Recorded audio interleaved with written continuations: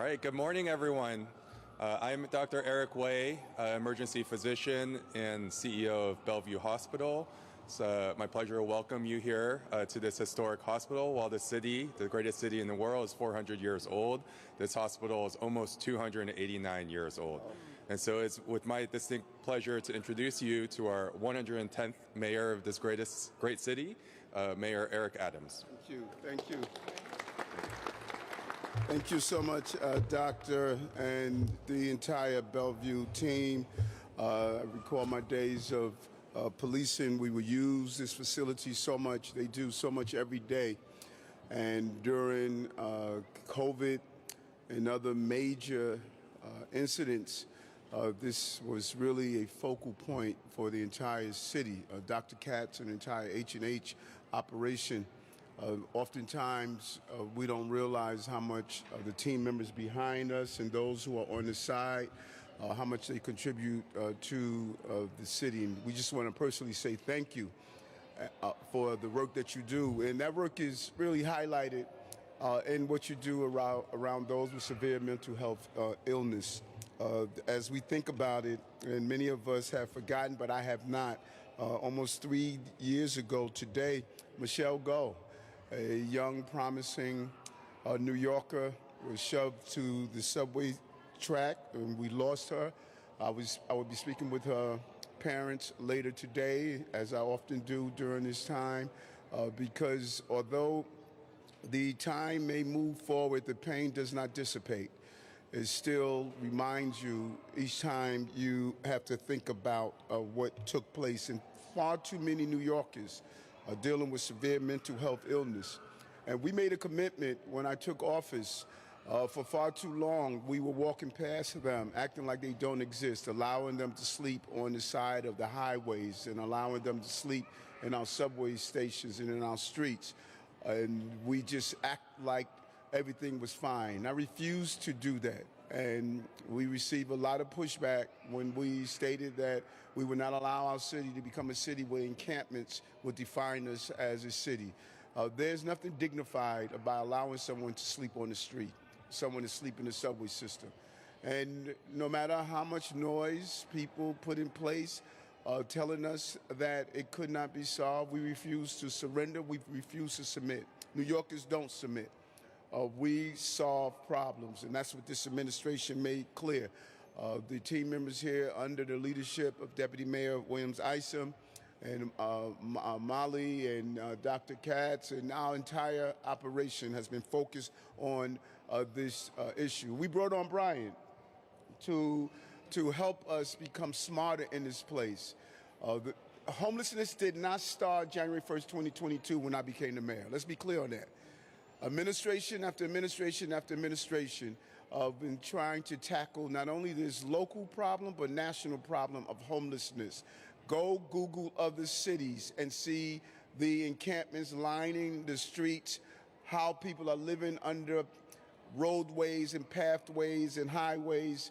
You don't see that here in this city because our North Star is not to allow that to happen, no matter what people are saying. We are moving forward in real result. Government has failed to care for and to help those who are unhoused New Yorkers, but this administration refused to surrender.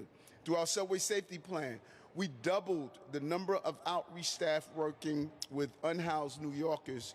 We reached over 8,000 New Yorkers and helped over 2,800 move into permanent affordable housing. Think about that, 2,800 of our fellow New Yorkers who have fallen on hard times are no longer living in our subway system. They're living in permanent housing. And when I took office back in January, February 2022, and I went into the streets and I talked to people who were living in tents, living in encampments, when I looked inside their tents, I saw human waste, drug paraphernalia, schizophrenic, bipolar, stale food. I saw people who just really surrendered. And one of them was a retired police officer that found himself just living on the street. Everyday New Yorkers were living on the streets, and we were walking past them. And 2,800 of them, this team was able to get off our subway system.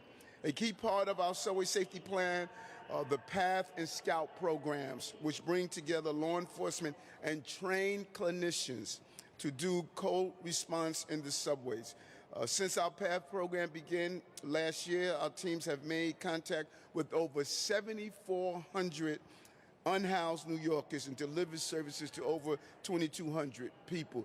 When you talk to these team members who are here, part of initiatives like this, they would tell you the challenge and the difficulty of getting someone off the system and off the street when they don't know they need care.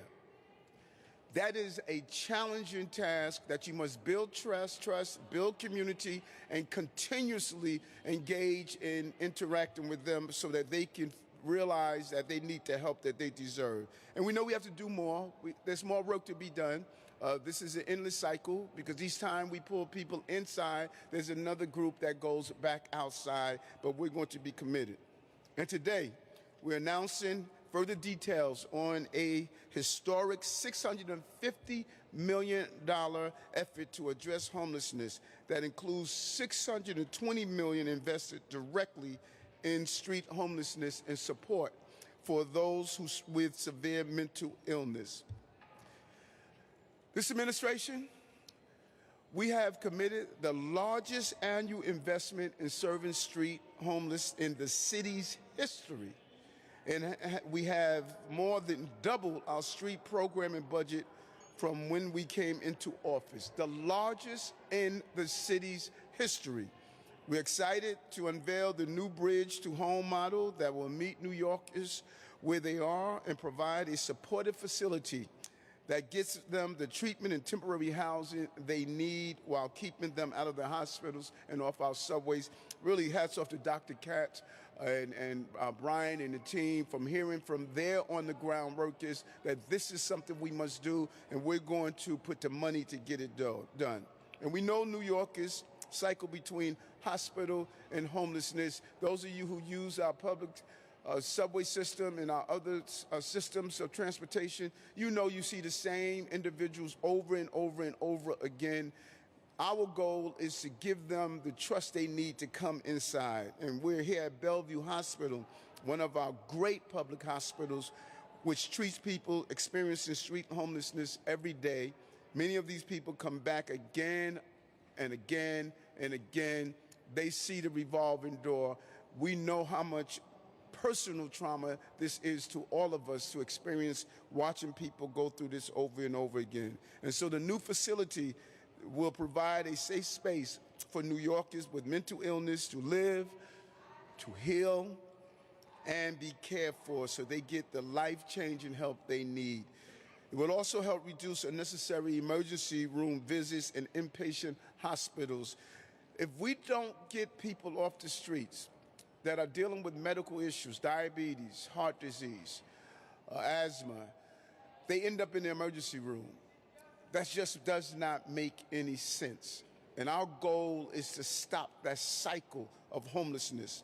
It would also help reduce unnecessary issues that they would face, and we would decrease street homelessness and reliance on shelters and lowering interaction with the criminal justice system. We cannot have a system where 51% of Rikers Island inmates have a mental health issue. 20% have a severe mental health issue. The real crime is not only what they committed on the streets, but the criminalization of our failure to address their issues beforehand. We also know that safe haven beds are one of the most effective tools we have for helping people on the subway system. We know we can do better. And consider this, our administration has moved 2,800 people from safe haven and stabilization beds into permanent, affordable housing. So we're going to add 900 safe haven shelter beds and 100 runaway and homeless youth beds to our system. That's an increase of over 1,000 street beds that we know are in high demand that are highly effective. These facilities offer services to meet basic needs such as shelter, employment, food, and clothing, and sometimes severe mental health support. And we know that people experiencing homelessness are much more likely to accept even a baby is cheering today. And we know that people experiencing homelessness are much more likely to accept these safe haven beds when presented the option. We know these beds work. That is why we're going to continue to lean in this area, and that is the right thing to do, the compassionate thing to do. And I've seen both sides of this issue, living on the verge of homelessness as a child. I know what it is not to have housing stability, how it impacts. And if a child grows up in a homeless shelter, they're less likely to graduate from high school. If you don't educate, you will incarcerate. And we have to stop the pathline and pipeline of incarceration. And so I'm pleased here and to hear from the governor yesterday, who shared our vision and our commitment at her State of the State address. She talked about some of the common sense solutions we've been advocating for to help people with severe mental health illness and close many of the loopholes in our system. Finally, this issue is placed front and center in this state with the leadership of the governor. And so today's historic investment and eventual changes to state law, we're going to reach many more New Yorkers in need. Keep our city safe and protect our fellow New Yorkers. They deserve better, and we're going to give them better. Thank you, and I want to thank the team behind us on the work that they do. They're unsung heroes. Oftentimes we don't see the work that hospitals like Bellevue and the entire team here, but we acknowledge their presence every day. And I want to turn it over to my good friend, Dr. Katz. Thank you so much, sir.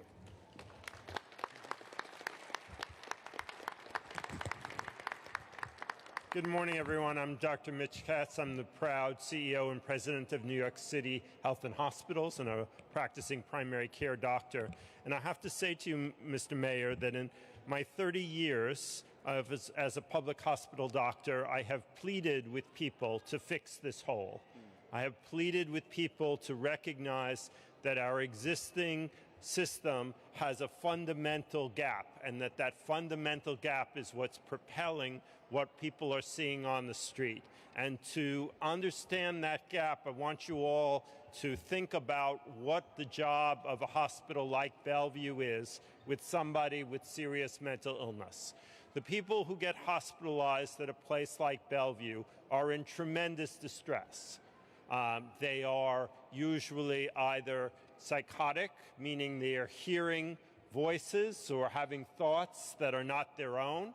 They are having such severe mood disorders that they cannot get themselves out of bed. They are having thoughts of hurting themselves. They are having thoughts of hurting others. And then this great hospital and the doctors, the nurses, the social workers, the rehab people work with them for 7 days, for 14 days, for 28 days, 24 hours a day, 7 days a week. These people are getting constant care. They're getting the medicines they need, and they are getting improved. And in every system across this country, what do we do after that 14 or 21 or 28 days? We send them out to nothing, to essentially nothing. Nothing in this case. Best case scenario is you have an outpatient visit with a loving case manager 5 days later. How can a system possibly work providing 24 hours, 7 day a week, doctor, nurse, social worker, rehab person, art therapist, and then go to, okay, we want you to come next Thursday for your outpatient visit? So think about this in real terms. If this were your child or this were your mother and you could, you would take them to your house, right? And you would watch them 24 hours a day, 7 days a week. You would give them their medicine, and you would make sure that that recovery stuck, right? Because you appreciated how the hospital took your loved person from the point of psychosis to a point where they could function, and you would make sure that that was not lost. But what if you don't have a loving family?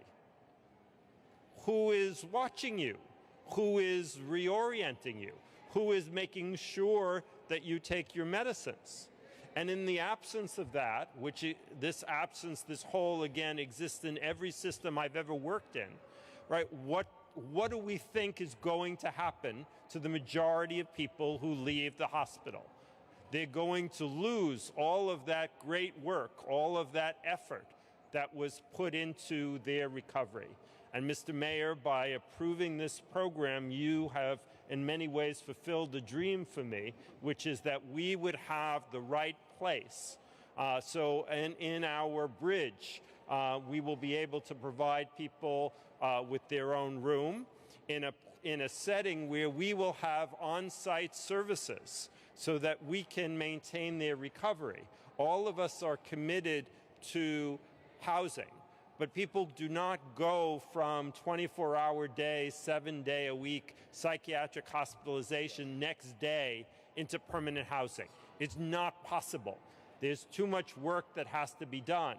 But you need a place, a landing place, a safe place. Part of what promotes psychosis is being on a subway car without any other support. Part of what promotes recovery are other people reorienting you, talking to you, engaging with you. And that's what we're going to have at this facility. And when people are ready, then we will be able to move them to permanent housing. So this is this huge gap that has resulted in a revolving door of hospitalization, shelter, emergency, psychiatric room care, back into the hospital, perhaps with a visit to Rikers in between. And finally, this program is going to break that cycle. So it is now with great pleasure I say, when you have a really difficult health problem, what do? You call a nurse. And as it happens, we are incredibly blessed in the city to have the chair of the health committee be Councilwoman Narcisse, and she is a nurse and really knows what's going on. Thank you.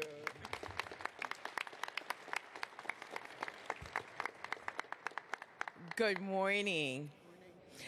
I ran here because it's so important for me to be here. Mr. Mayor, thank you for that plan. And you said it all, doctor, because you know what we've been going through, especially when you have to discharge a patient. Even you don't have no mental issues to discharge you, knowing that you have nowhere to go, no one to look after you, and you feel so guilty. And can you imagine someone that have mental problem that they're dealing with, and you're discharging that person knowing that they have nowhere to go? So, Mr. Mayor, what you have done is addressing issues that matters to most of us. New Yorkers been complaining about homelessness.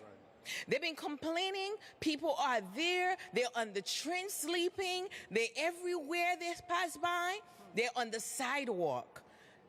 And those are the folks, those are our neighbors, those are our New Yorkers. So, Mr. Mayor, Dr. Katz, you had said everything. I don't even want to push on it, but being a nurse, a registered nurse, living that, knowing that we have nowhere, Bridge Home, bring it home to us. It is about time for us New Yorkers to help each other. And most importantly, someone that's dealing with mental illness. We know the problem that we face in New York City and post-pandemic, if it's in more. So it is imperative for us New Yorkers to support each other. Mr. Mayor, you're giving us a chance to address problems that we have been putting on the side, the folks that need us the most. So I want to say thank you to all my colleagues here in the back, all the healthcare workers. I love you, Dr. Long, because we are excited. I am so excited to be here, all of y'all, and the team that make it possible. So I want to say thank you, all of you. So today we make a huge step to have a home, a place that called home for the most vulnerable folks in our city. So thank you. God bless. One of the things that the mayor insists on is that all of his departments work very closely together, and I couldn't have a better partner than Molly Park, the commissioner of DHS and Department of Social Services. All of this program is in collaboration with her and her great team, and that's why it's going to work. As part of that, I want to next introduce a DHS worker who knows from his daily work the struggles of the people that we are talking about and how this program is going to make a huge difference in their life. Andrew?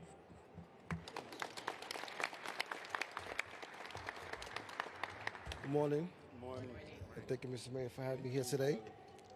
Hello, my name is Andrew Walker, and I've been working with the Department of Homeless Services for 2 years as an outreach worker. I'm so proud of the work that we do every day in these streets. We're in these streets 24/7. That's 24/7, supporting our most vulnerable New Yorkers, some of the most hardest New Yorkers to reach,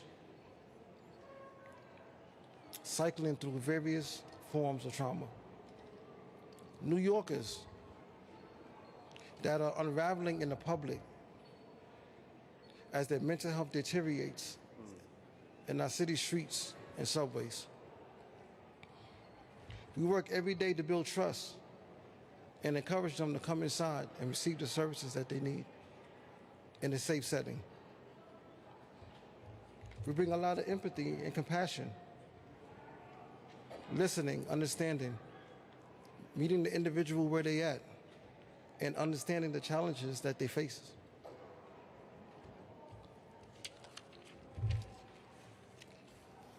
In most cases, critical assessment to ensure that the most vulnerable are connected to life-saving healthcare support. Safe havens are the biggest piece of New Yorkers. It's a place where an individual are able to have intimate case management, assessment, and attention.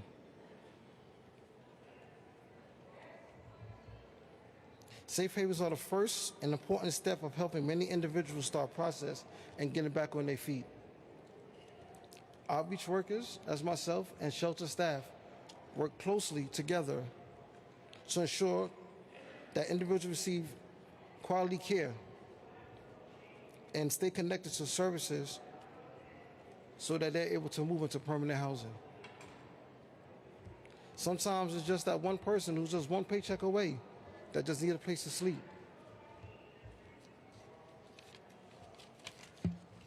Sometimes it's someone who's dealing with severe substance abuse and mental health and challenges that need to stay, the challenges that we need to use every day, a tool that we need to use every day to support that individual. We will continue to work and to make those important connections for New Yorkers and the need to bring them inside. And make no mistake, we will not rest until we reach every individual out there. Thank you, Mr. Mayor, for these investments, resources that will better equip us to serve New Yorkers experiencing unsheltered homelessness. Thank you. Well done. We're going to open up to some questions, but I think that I hope people didn't miss what Dr. Katz stated, that when you're dealing with a severe mental health crisis, and some of the descriptions that the doctor gave. We had a 14-year-old boy who was stabbed the other day, and in court, the person who did the assault stated that he was hearing voices from the devil. He was working from the devil. And when you bring them in, when Andrew and his team, when they get them inside, those who are out there saying as soon as they come inside, put them in their own apartment. Are you kidding me? I mean, that's just how untouched, out of touch, people who are sitting in the sterilized environments of their offices don't understand the real work that it takes that's on the ground. And many of the people who are making these suggestions, they probably haven't even been on the subway system. They probably were never in an encampment.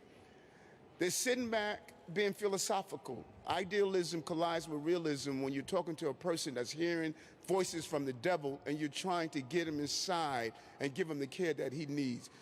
We need adults, not the cult, to tell us how to fix this problem. That's what we need right now. And every time we move forward and make these tough adult decisions, we have those with the cult philosophies with this idealism. No, this is real work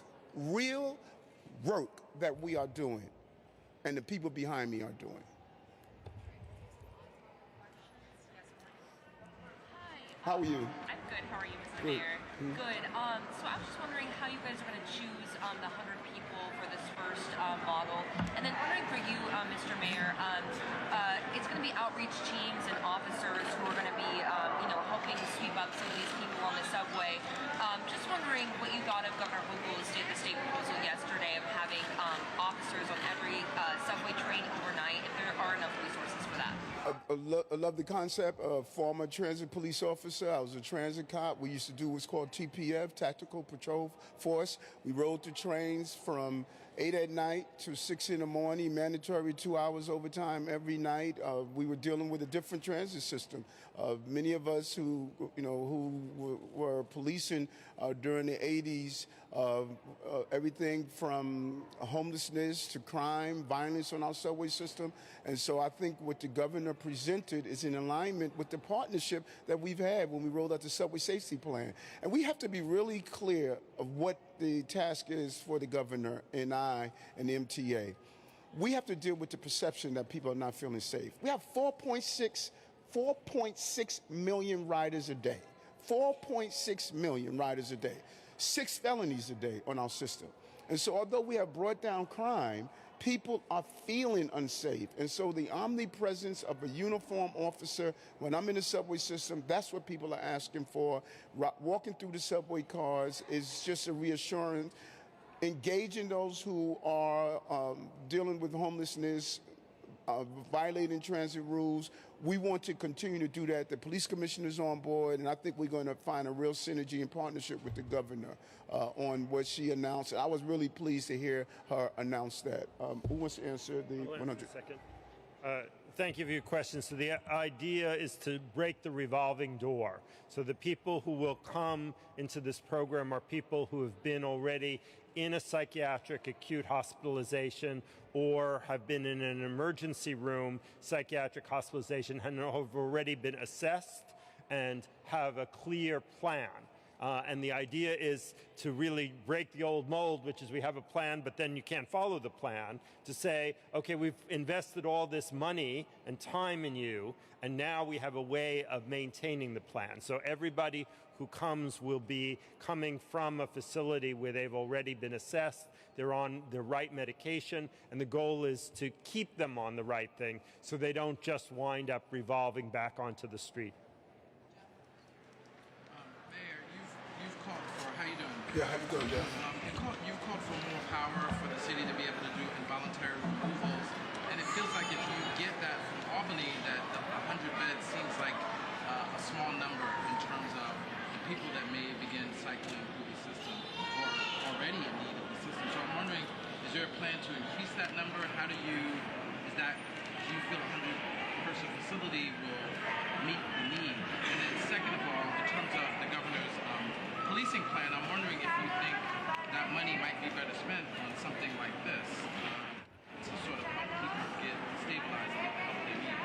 Yeah, what happened after COVID, many of the psychiatric beds went offline, and even in our private hospitals. We must find a clear pathway to ensure that those beds are back online. The need of psychiatric beds are not as profitable in the hospital universe as other medical procedures that are done. And so we must take all of this into account as we ensure if the 100 beds are not enough, we have to increase the number. No one that's looking for that help should not have a bed that they can go to. That we need to be very clear on that. And it's not only the city's issue. It's the states and it's the federal issue. Far too many people are sitting on the sidelines with great ideas, but the question we need to ask on your level of government, what are you doing to solve the problem? Don't just say, hey, the city needs to be solving the problem. Homelessness is a federal, a state, and a city issue. We're doing our part. The governor has announced she wants to help do her part. Everyone must play a role in this. And, there's not a one-size-fits-all, Jeff. It's not just if we have the 100 beds. There are many rivers that feed the sea of homelessness. We've got to dam each river. We've been damming rivers. Now we need everyone to start damming some of the rivers that are flowing from their origin, their place of origin. And it's not a one-size-fits-all. We need to be very clear on that. When we do this initiative, there are other initiatives that we have to do to get this issue addressed. And so that's what the police commissioner, Commissioner Tisch, and the governor's plan, when those officers walk through the subway system, they're going to be engaging in people who are clearly homelessness. If you're sitting on the train in 10 degrees weather, you don't have any shoes on, you're unkept, you have human waste on you, you're yelling and screaming that you're hearing from the devil, officers can no longer walk past that. We have to stop and we have to engage. Yes. Thank you. We're also adding 900 safe haven beds, right? We have about 4,000 of them in operation now. We're going to 4,900. These, as the mayor said earlier, we know it's a proven solution for serving those who have experienced unsheltered homelessness. Some people will come directly from the streets and safe haven and subways into the safe havens. Others may come from the bridge to home into a safe haven. And then we're going to continue the focus as well on permanent housing placements. As the mayor noted, we placed 2,800 individuals who were experiencing unsheltered homelessness into permanent housing.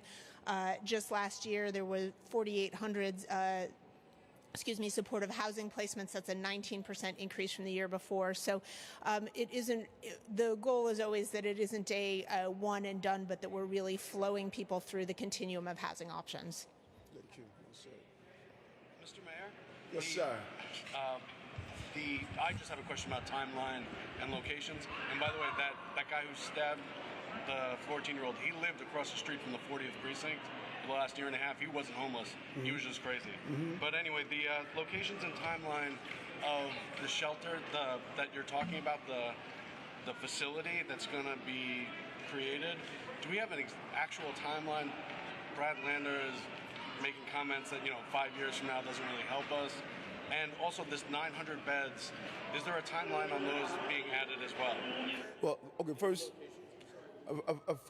first of all, unless you really understand proper governance, while you're dealing with an immediate problem, you got to build out for the future problem.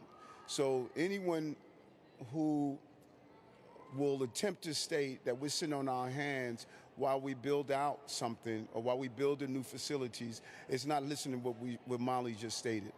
We have already been in the subway system. We're already doing the work. We already have PATH and Scout out there. We already partner with police and clinicians. We're doing the work. But as we do deal with the immediate crises that we're facing right now, we need to be building towards the future as well. And so, again, that's the difference between the adults and the cult.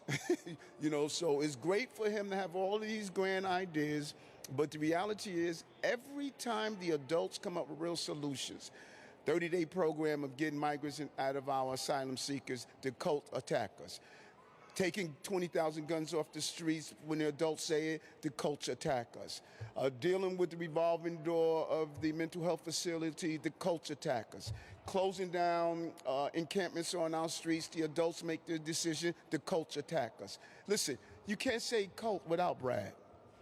The fact is, we know the long-term plans must match the immediate things that we're doing, as Molly stated, from safe havens to removing and helping thousands of people off our subway system to put those numbers into permanent housing. We're doing the work. Do we have the timetable on? The timetable is immediate. And, anyone who watched what the mayor and our team did with Molly and Health and Hospitals when we needed to create 65,000 places so that asylum seekers' families would not be sleeping on the street, the city did it. We are talking now about creating 100 beds. There is, of course, a public process. We will engage with the neighborhood about the site of the future facility, but I don't anticipate any problems. People recognize that these people are on the street, and having them be in a safe facility, I think, will turn out to be a very popular solution to communities. And on the safe haven beds, we have an existing open-ended RFP. We'll have all the sites identified by the end of the calendar year, and we'll start to see openings as early as this summer. Mayor, the outreach worker, and forgive me for giving your Andrew. name. Andrew? Yes. You laid out so eloquently the difficulty out there. Right. So I'm wondering if you plan on pairing mental health professionals with this new surge of overnight police officers. Because as he stated, I mean, it's one thing when they encounter an officer, it's another thing they encounter a worker. So is that going to be part of the overnight surge? No.